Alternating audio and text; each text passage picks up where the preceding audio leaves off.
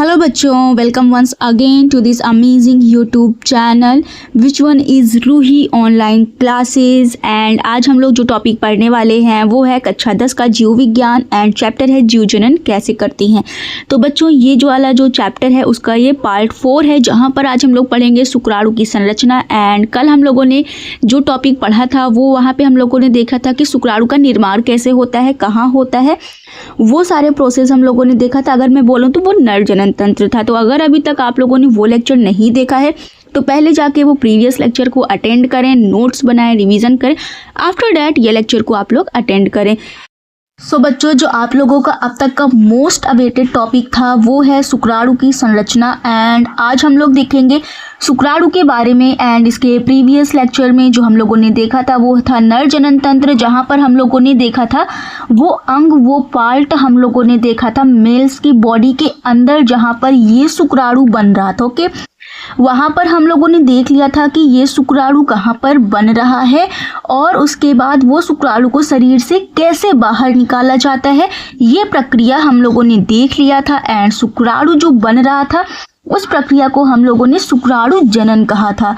And शुक्राणु जनन होने के बाद मतलब शुक्राणु का निर्माण होने के बाद उसका परिपक्वन दूसरी जगह पे हो रहा था। एंड उसको ले जाने का काम मतलब वहाँ से दूसरी जगह जाने का काम जो रहता था कि वहाँ से एक जगह से दूसरी जगह जाने के लिए वो किस रास्ते का प्रयोग करता था वो भी हम लोगों ने देख लिया है। तो वहाँ पर हम लोगों ने इसके पहले वाले लेक्चर में हम लोगों ने देख लिया है कि शुक्राणु कहाँ बन रहा है एंड उनके कौन कौन से नर जनन तंत्र में ग्रंथियां होती हैं, उन सारे चीज़ों को हम लोगों ने पढ़ लिया है। एंड नाउ जो हम लोगों को अब पढ़ना है वो है शुक्राणु कैसे हमें दिखाई देता है, उन शुक्राणुओं में कौन कौन से उनके पार्ट होते हैं एंड उन अंगों के क्या कार्य होते हैं। ये सारी चीज़ें आज हम लोग इस छोटे से वीडियो में समझने वाले हैं। तो बच्चों बने रहिएगा लास्ट तक। एंड जिनको ये टॉपिक अच्छे से समझना है एंड हो सके तो आप साथ ही साथ ये सारे नोट्स भी लिखते चलिएगा, ताकि आपका जो एग्ज़ाम है बस अभी 1 महीने या 1.5 महीने बचे हैं, 1.5 मंथ, ताकि आप लोग के पास अगर नोट्स रहे तो आपकी प्रिपरेशन अच्छे से हो सके। एंड अगर आप नोट्स बनाने के लिए अभी टाइम नहीं है तो आप इसका स्क्रीनशॉट ले सकते हैं, जिससे आप इसको बार बार पढ़ सकते हैं। एंड या फिर आप ये वीडियोस को बार बार रिपीटेडली टाइम पर देख सकते हैं जब भी आपको टाइम मिले, क्योंकि मेरा वीडियो जो भी बनता है बहुत ही लंबे समय का नहीं रहता है, जिससे आप कम समय में भी इसको 2x स्पीड में देख सकते हैं। तो आपको जब भी लेक्चर की जरूरत पड़े आप लास्ट मोमेंट पे ये सारे लेक्चर देख सकते हैं। एंड आप एक दिन में पूरा बायोलॉजी के सारे लेक्चर जितने मैंने अपलोड किए हैं क्लास 10th के लिए उन सब को देख सकते हैं। तो विदाउट वेस्टिंग एनी सेकेंड हम लोग स्टार्ट करते हैं आज का अपना टॉपिक जो है शुक्राणु की संरचना। ओके, तो सबसे पहले आप लोगों ने अभी तक स्क्रीन पे देख लिया होगा कि आज आपको नोट्स में लिखना क्या है। एंड अभी तक आप लोगों ने जो नोट्स बनाने वाले बच्चे हैं वो बनाना स्टार्ट भी कर दिए होंगे। तो हम लोग स्टार्ट करते हैं अपनी पहली लाइन से, जो है शुक्राणु की संरचना मुख्य रूप से 3 भागों मतलब कि जो शुक्राणु होता है अभी हम लोग उसका डायग्राम भी देखेंगे। एंड इनका जो पूरा डायग्राम होता है वो 3 पार्ट्स में डिवाइड होता है।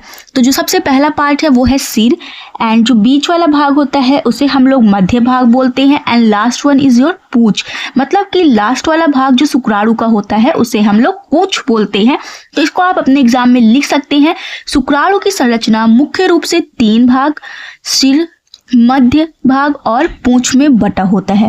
एंड आई होप ये फर्स्ट पॉइंट आप लोगों को अच्छे से समझ में आ गया होगा। एंड हम लोग आगे अपना देखते हैं कि हमारा जो अब यहाँ पे 3 पार्ट्स हैं शुक्राणु के वो हम लोग यहाँ पे पढ़ने वाले हैं। सिर के बारे में सबसे पहले पढ़ेंगे, उसके बाद यहाँ पे मध्य भाग के बारे में पढ़ेंगे, फिर उसके बाद हम लोग यहाँ पे पूंछ के बारे में पढ़ेंगे। After that in the last मतलब कि लेक्चर के लास्ट में हम लोग इनका डायग्राम भी देखने वाले हैं। तो वहाँ पर अगर आप अपने एग्जाम में अगर आपके एग्जाम में डायग्राम भी आ जाए तो आप without any hesitation with the full preparation मतलब कि पूरी तैयारी के साथ आप अपने एग्ज़ाम में जाएं और बिना रिवीजन के तो एग्ज़ाम में नहीं जाना है। एंड इसीलिए यही सारे लेक्चर छोटे छोटे मैं बना रही हूँ ताकि आप लास्ट मोमेंट पे इनको रिवाइज कर सकें। तो यहाँ पे जो गुणसूत्र का फर्स्ट पार्ट है वो है सिर। एंड इसमें आप अपने एग्ज़ाम में लिख सकते हैं, इसमें पुरुष का अनुवांशिक पदार्थ 23वां गुणसूत्र होता है, जो शुक्राणु होता है, याद रखना अभी जब हम लोग डायग्राम देखेंगे तो वहाँ पे मैं आपको समझाऊंगी, जहाँ पर गुणसूत्र रहेगा वहाँ पे मैं आपको अच्छे से डिटेल में एक्सप्लेन करूंगी एंड वहाँ पर आपको देखना होगा कि कहाँ पर गुणसूत्र होता है। एंड आई होप आपको 23वां गुणसूत्र पता होगा कि क्या होता है पुरुषों में। अगर आपको पता है 23वां गुणसूत्र पुरुषों का क्या होता है तो कॉमेंट सेक्शन में ज़रूर बताइएगा। सिर के, ये हमारा सेकंड पॉइंट है, सिर के शीर्ष भाग पर एक विशेष संरचना होती है जिसे हम लोग एक्रोसोम कहते हैं, जो निषेचन करने में सहायक होती है।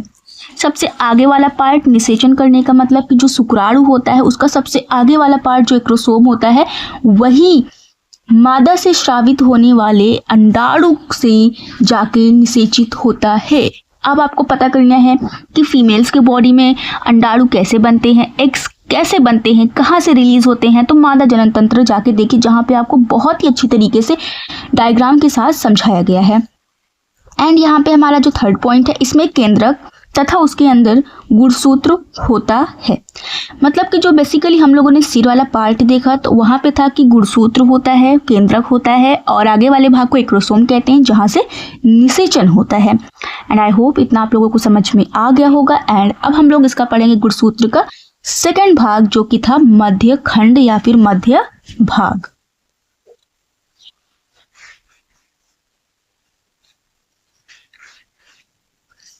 तो बच्चों आप यहाँ देख सकते हैं जो सेकंड पॉइंट है हमारा वो है मध्य खंड। एंड इसका आप अगर नोट्स बनाना चाहते हो तो साथ ही साथ आप नोट्स भी बना सकते हो। यह सिर और पूंछ को जोड़ता है। अभी जब हम लोग डायग्राम देखेंगे तो वहाँ पे आप देखोगे कि जो मध्य खंड में पाया जाने वाला मध्य खंड होता है वो ऊपरी भाग जो सिर हम लोगों ने देखा था और नीचे वाला भाग जो भी हम लोग पूंछ पढ़ेंगे उन दोनों को जोड़ने का काम करता है।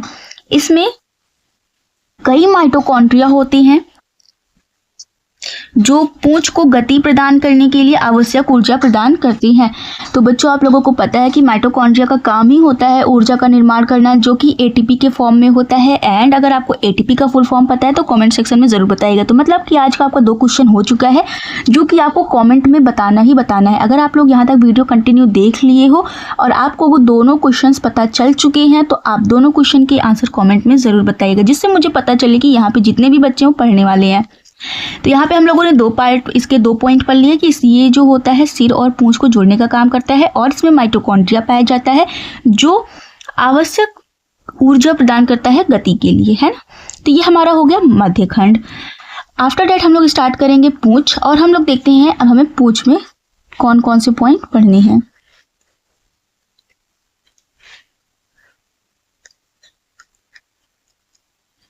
सो बच्चों ये जो पॉइंट है लास्ट हमारा है पूंछ। आफ्टर दैट हम लोग देखेंगे शुक्राणु के कार्य एंड शुक्राणु के चित्र के बारे में। यह शुक्राणु का सबसे लंबा व पतला भाग होता है। यह शुक्राणु को आगे बढ़ने में मदद करती है जिससे वह अंडे तक तैरकर पहुंच पाता है। तो यहाँ पर आप सबको पता है बच्चों कि फीमेल के बॉडी में अंडाणु जो रिलीज होते हैं उनका निषेचन फैलोपियन नलिका में होता है।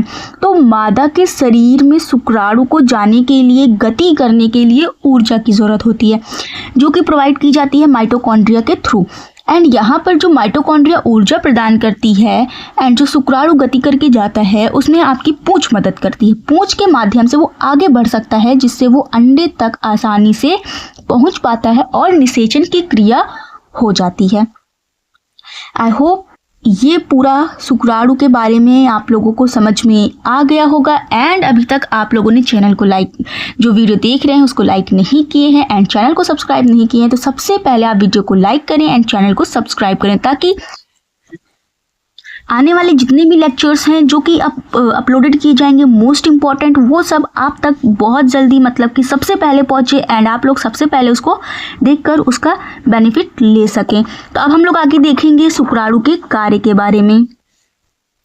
तो बच्चों अब आप लोग यहाँ पे देख सकते हो इनके कार्य। शुक्राणु का मुख्य कार्य मादा के अंडे को निषेचित करना है ताकि आनुवांशिक जानकारी का आदान प्रदान होकर नए जीव का निर्माण हो सके। तो यहाँ पे आप लोगों को समझ में आ रहा होगा कि जो शुक्राणु होता है उसका मुख्य कार्य होता है कि मादा के शरीर के अंदर जाकर जो वहाँ पे अंडाणु बने हुए हैं फैलोपियन नलिका के पास जाकर निषेचन करना, ये शुक्राणु का काम होता है। तो अंडाणु नहीं आ सकता, शुक्राणु को जाना पड़ता है मादा के शरीर के अंदर, वो भी फैलोपियन नलिका तक। जो अगर आप लोग को फैलोपियन नलिका नहीं पता, अंडवाहिनी नहीं पता, तो आप प्लीज़ जाके पहले प्रीवियस लेक्चर देखें जहाँ पे मादा जनन तंत्र बहुत अच्छी तरीके से समझाया गया है एंड वहाँ पर आपको फैलोपियन नलिका मिल जाएगी और आप देख सकेंगे कि वहीं पर ये शुक्राणु जाके निषेचन करते हैं। एंड अब हम लोग देखेंगे शुक्राणु की संरचना के बारे में। एंड जब शुक्राणु और अंडाणु का निषेचन होता है तभी एक नए जीव की उत्पत्ति होती है। आगे हम लोग देखेंगे शुक्राणु की संरचना और साथ ही साथ नेमिंग भी करेंगे, हम लोग भी, मैं भी और आप भी, क्योंकि आप लोग डायग्राम भी बनाते चलना और मैं आपको नेमिंग करके बताते रहूँगी कि यहाँ पे कौन सा पार्ट है। तो सबसे आगे वाला पार्ट आप लोगों ने देखा था जो था एक्रोसोम, जहाँ से आप लोगों ने देखा था कि मादा के अंडाणु से वो मिलकर निषेचन कर रहा था। तो यहाँ पे जो पहला पॉइंट रहेगा हम लोग इसको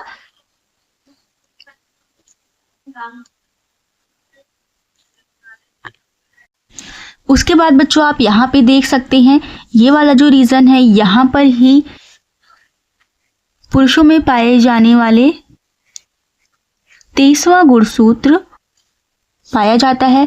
आफ्टर डेट यहाँ पे जो मध्य भाग था, यहाँ पे यह वाला रीजन जो होता है इसे हम लोग ग्रीवा या फिर नेक बोलते हैं। एंड यहाँ पर ये वाला जो रीजन है इसको हम लोग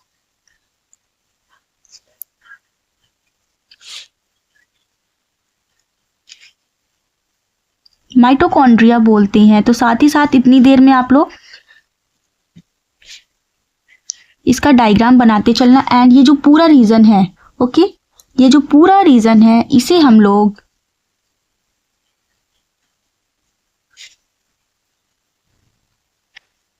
मध्यखंड बोलते हैं।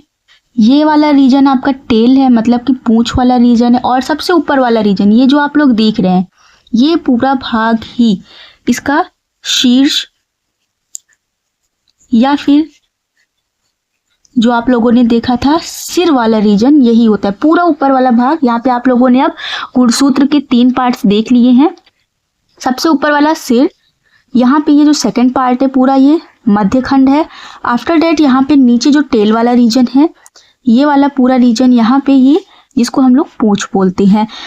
एंड अब अगर आपको याद हो नोट्स, तो यहाँ पर देखो ये 23वां जोड़ी गुणसूत्र पुरुषों में पाया जाता है। ये जो रीजन है ये ऊपर वाला, ये जिसे हम लोग एक्रोसोम बोलते हैं। एंड यही निषेचन में पार्ट लेता है जो कि अंडाणु के पास जाके निषेचन करता है।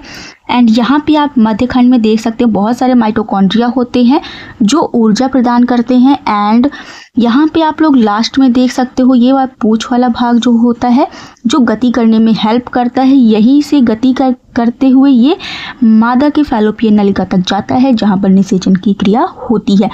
एंड नाउ आई होप यह लेक्चर आज का आप लोगों को बहुत ही अच्छी तरीके से समझ में आया होगा। एंड वीडियो अच्छी लगी हो तो वीडियो को ज़्यादा से ज़्यादा लाइक करें, शेयर करें। एंड ऐसी और अमेजिंग वीडियोस के लिए चैनल को ज़रूर सब्सक्राइब करें। Thank you, bye bye.